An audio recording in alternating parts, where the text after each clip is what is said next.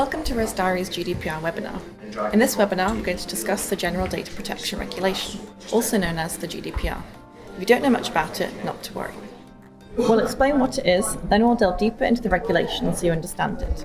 Go through some of our most frequently asked questions, and if you have any more questions, we'll answer those live.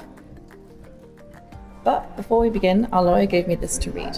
The information we provide relating to the GDPR, General Data Protection Regulation, is general in nature, does not constitute advice of any kind, and is given without legal responsibility or liability on our part. It is not a comprehensive or exhaustive guide to the requirements of the GDPR that may apply to you.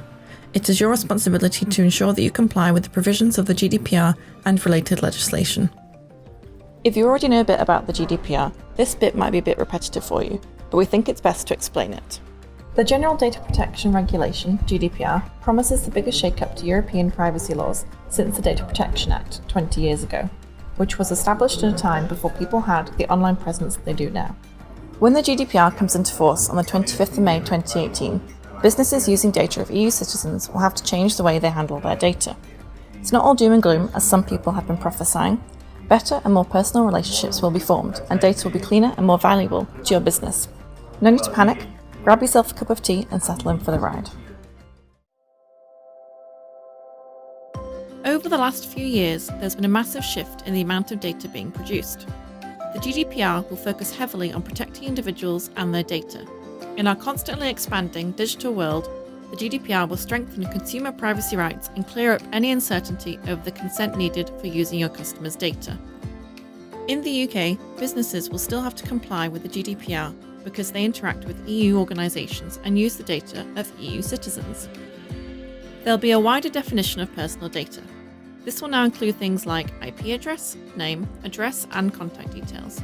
Data subjects, that's your diners, will have more rights. These rights can be separated into three key areas: consent, right of access, and the right to be forgotten. Let's start with consent. You need to sort out your privacy policy if you haven't done so already. I know it's a faff and no one reads it, but diners give their personal information to you so they can make a booking. This exchange of information is sealed when a diner agrees with the venue's privacy policy. If you're drafting your privacy policy, make sure you include what kind of personal information is used, how long you keep it for, who else you share it with, and how you store it, such as a lovely restaurant reservation system like ResDiary. If you need a hand with your privacy policy, we made a standard one that any venue could use. Take a look at our GDPR resources section of our website. You may have heard that the pre-ticked marketing opt-ins of the past have gone too. Don't just assume everyone wants to hear from you. Humans have to tick that box. Make sure this consent is clear and specific. You don't want someone emailing you asking, "Why am I getting an email for this?" That's the last thing you need. So you've got GDPR compliant data from your customers. That's great, but it doesn't last forever. Personal information should only be used for the purpose of that booking, so it's best to set up a retention policy. More on this later. In terms of marketing, make sure you refresh your opt-ins on a regular basis. Next up is right of access. Diners can ask to see all information that a venue has on them, and see it in a free electronic format. No one likes being forgotten. However, diners can now request to be forgotten. They can ask for their data to be deleted. So as a venue, you'll need to make sure you delete any data you hold on them if they ask you to. There's two different types of people involved in data. The data controller determines the purposes and means of processing personal data. Meanwhile, the data processor is responsible for processing personal data on behalf of a controller. When bookings are made for a restaurant using ResDiary technology on any other digital platforms, via the resdiary.com portal or the ResDiary Now app, then the venue or partner is responsible for tracking marketing preferences and is data controller. And if you're a data controller, you are responsible for that data. So, if a diner contacts a venue and wants their personal data deleted, then you must delete it. If a diner wants to delete their resdiary.com profile, then they must get in contact with ResDiary. This will affect all companies that process data of EU citizens, regardless of whether or not they reside in the EU.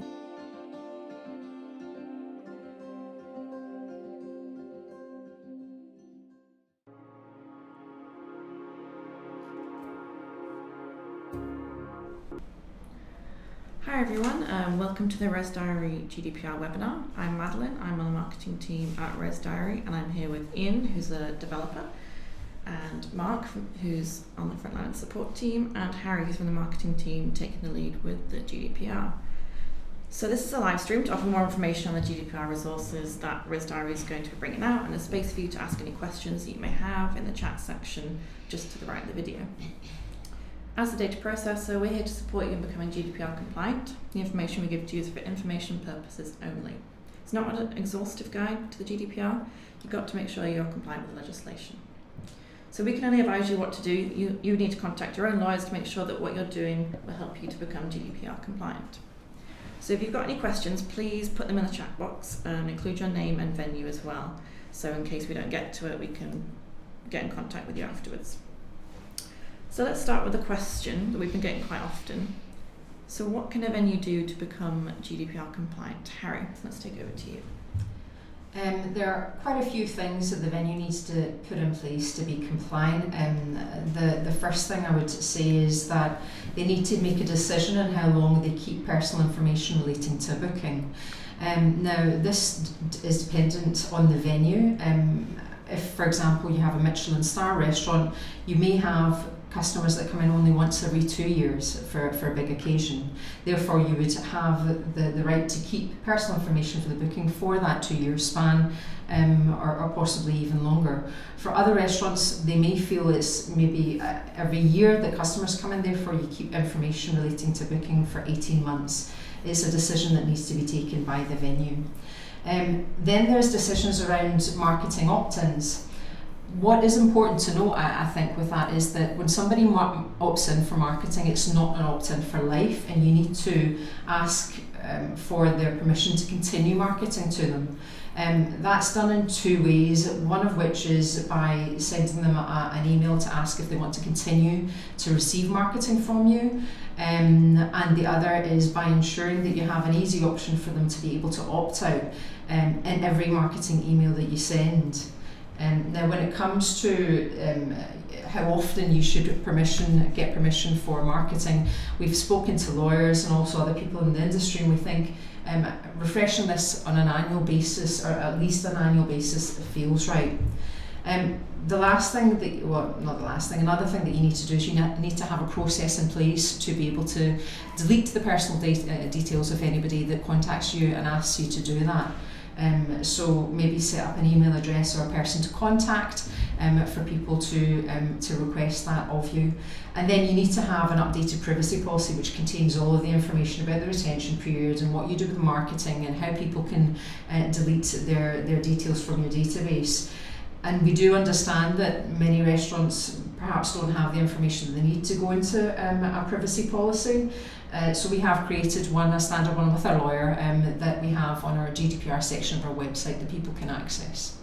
Okay, so just going back to refreshing opt-ins and making sure that everything's compliant, is there a way that a venue could do that in ResDiary, Ian?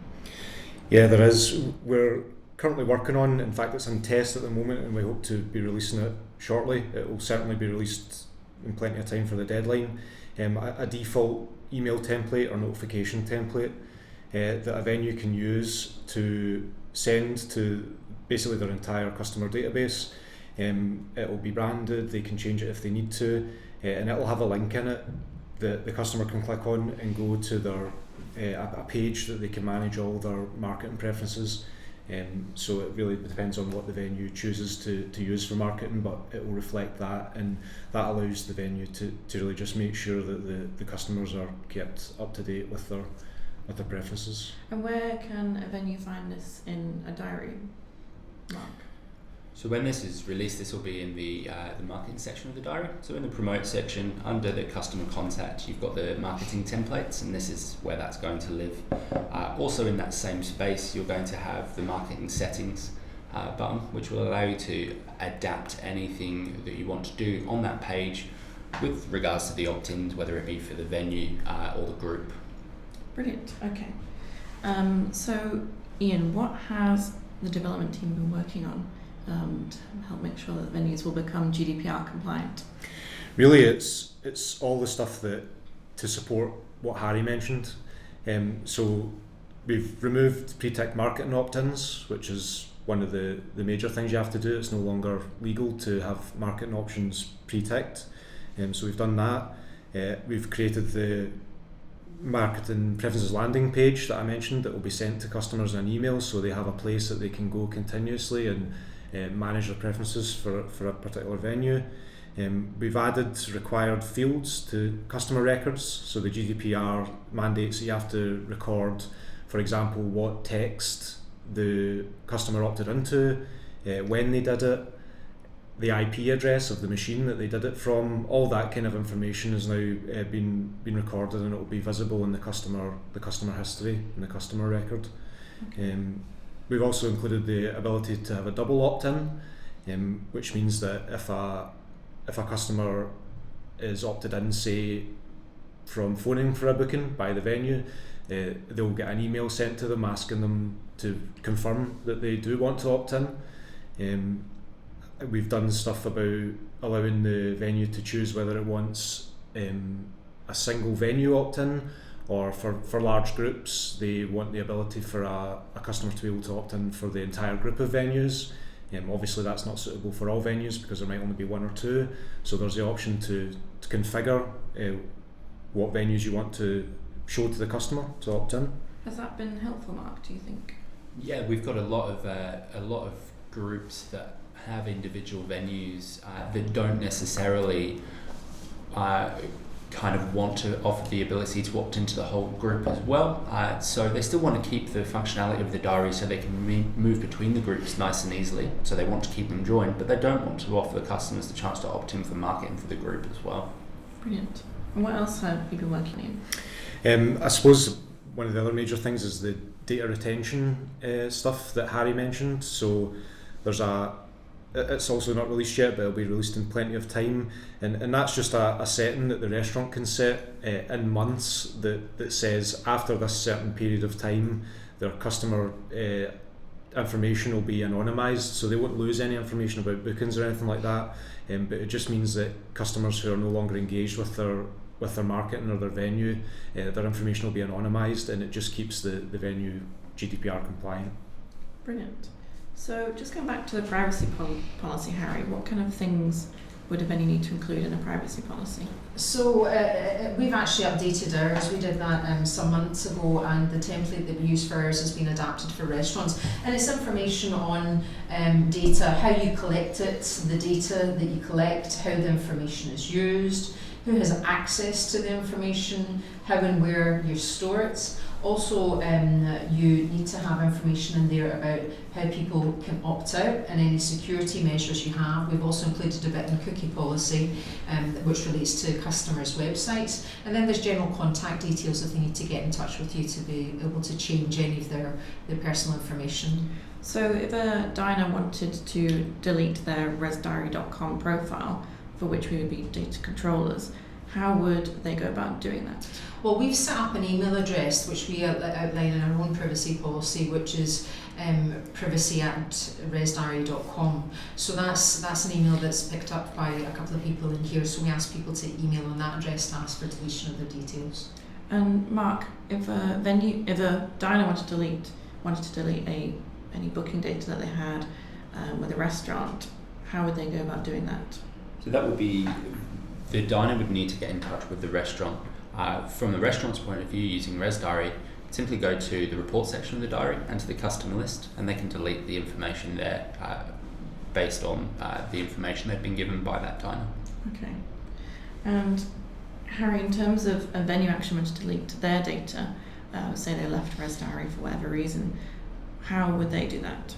Well, it would automatically be done because we've created a retention period of our own, and we say that if a venue cancels with us for any reason, we will hold their data for a month just in case they want to port it anywhere else, and then we will delete all personal information relating to that account at that point.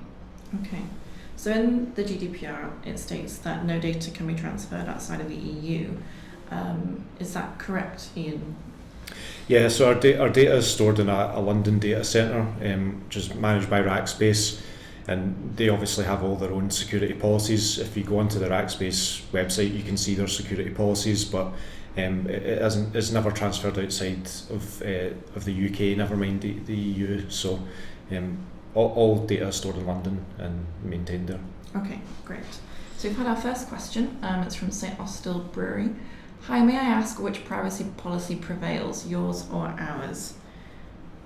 So in terms of, I suppose, data processor, data controller, how is the data used and what privacy policy? Well, what we refer to our venues' privacy policies, what we actually say in our own privacy policy is you must refer to the restaurant's privacy policy that you're making a booking for. So ultimately, because we do not do anything with the data, whether it's through resdiary.com, whether it's through the customer's own website on a widget or the Facebook pages, that is our client's data.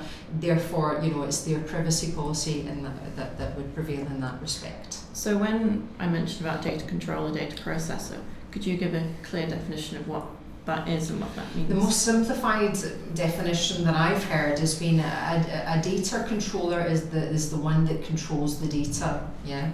And in the case of the bookings through the portal, through our app, through any widgets, it is the restaurants that have that database. It's their database. ResDiary does not market to it, does not do anything other than just hold it. And we as processors are the vehicle to contain this data.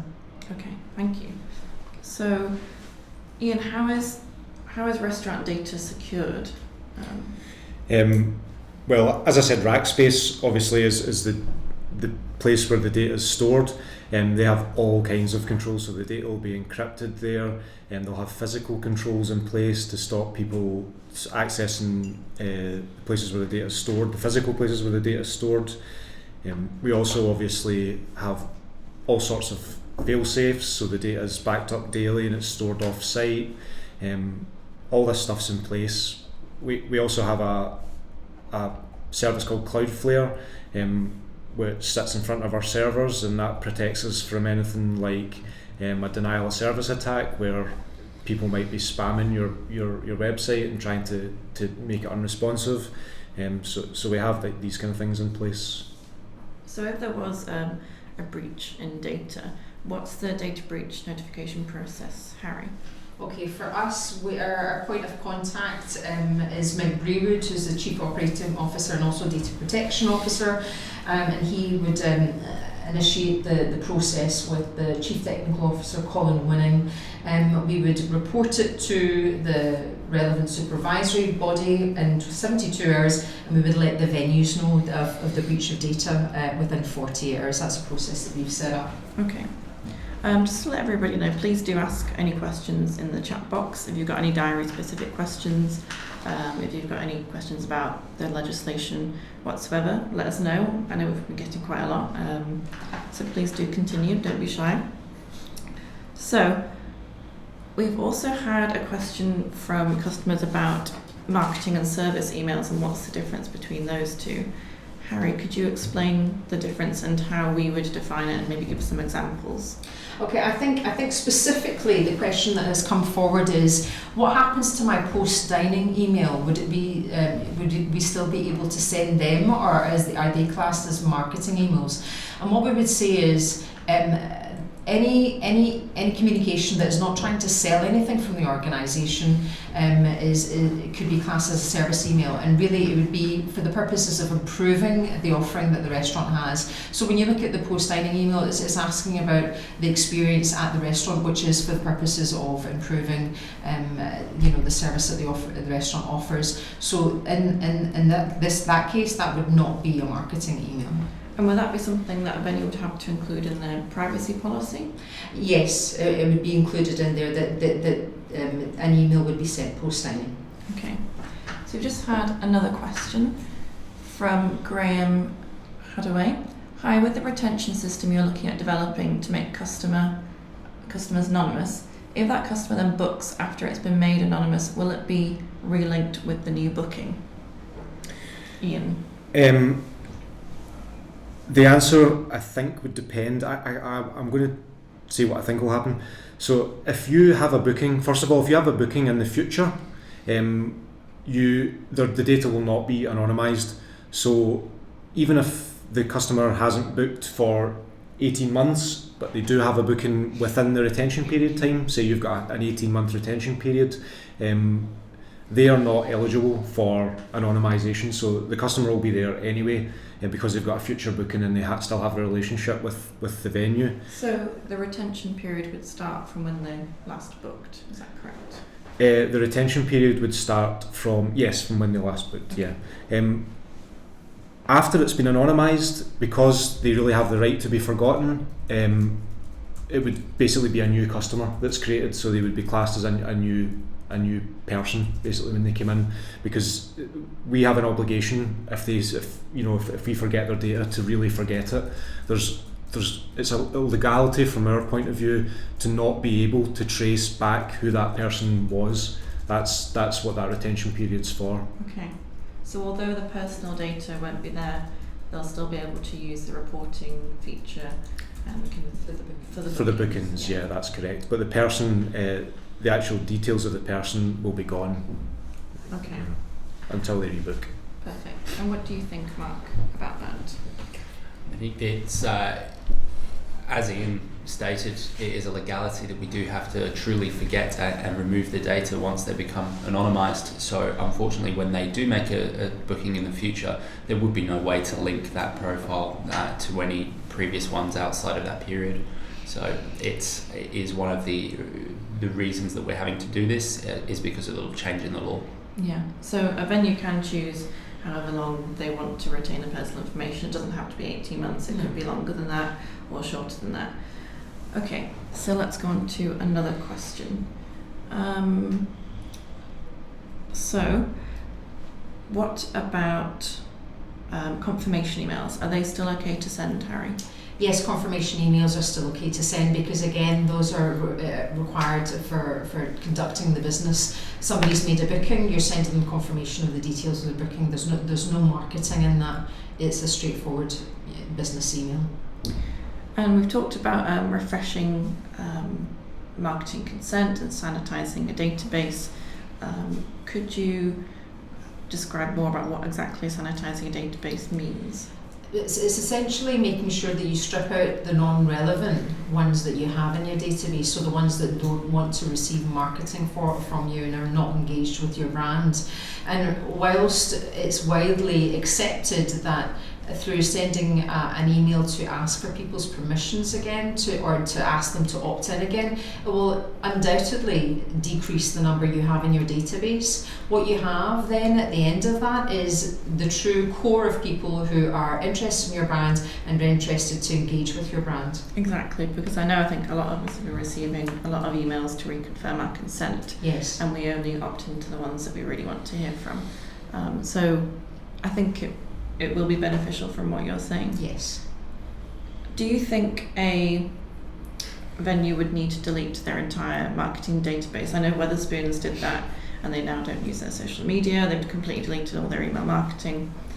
Do you think a venue would need to delete it instead of refreshing their opt-ins? Is that an easy way to sanitise it? I think the thing that I would say is with Wetherspoons, they were charged previously for being non-compliant with current regulations. So, there was a history and a background to that. It wasn't just somebody deleting their database, off the cuff. But no, that feels to me as if it's a bit of an extreme action. I think to refresh a marketing database is the best way to go, which is why we're delivering functionality for it. And as you see with the whole raft of emails that you're getting from other companies, it's an accepted way to deal with the upcoming GDPR is to ask people to do that before the 25th of May.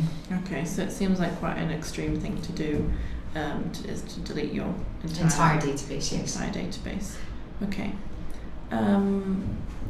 Is who in ResDiary can access data on behalf of the venue, and for what purpose, Mark? So within the diary, we essentially have the same access that a manager would do, so that we can guide them to what they need to do. As Harry has previously mentioned, we don't do anything with this. It's simply so that we have got the ability to tell a venue how, if they have the appropriate level of access within that diary, how they can go about editing, any information on bookings that may be requested, or deleting customer data. So when it comes to what access the team at ResDiary support have, we've got the same access as a manager would do in the venue, no more than that. And that's simply just so that we can guide you in the right direction for anything that you may need to achieve. Exactly, just trying to help.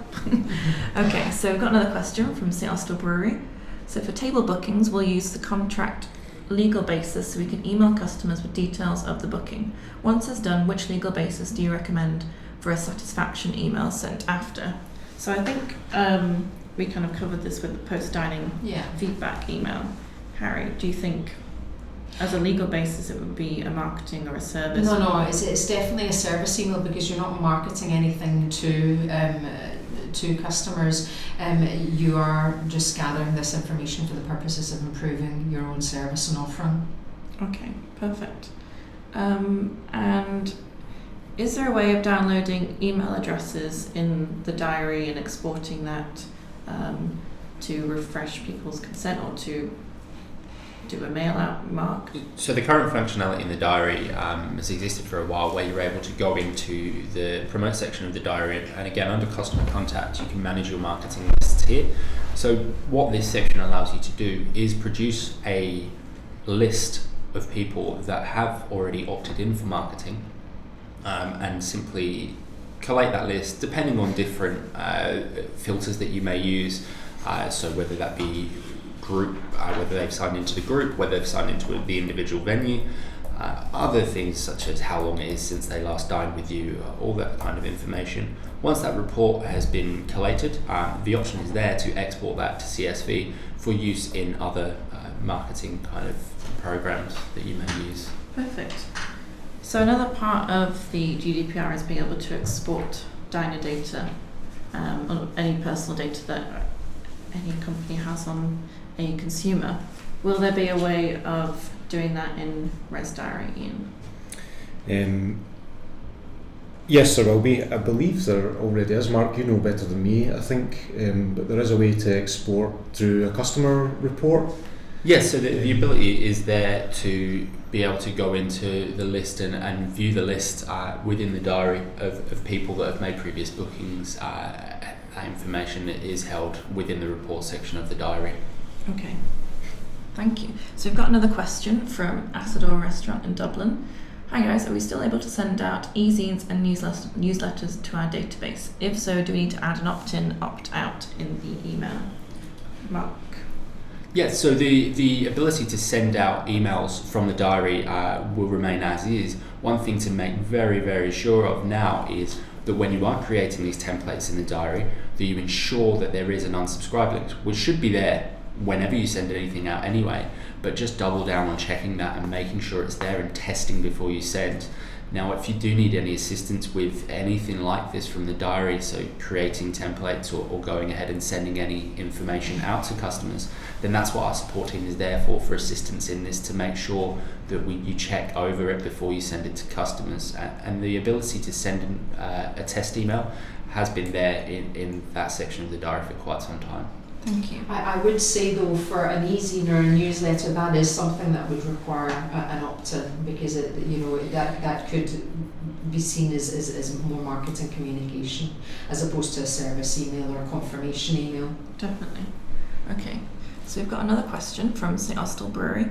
Are you able to set up APIs with any eCampaign software for those that have opted into the marketing option?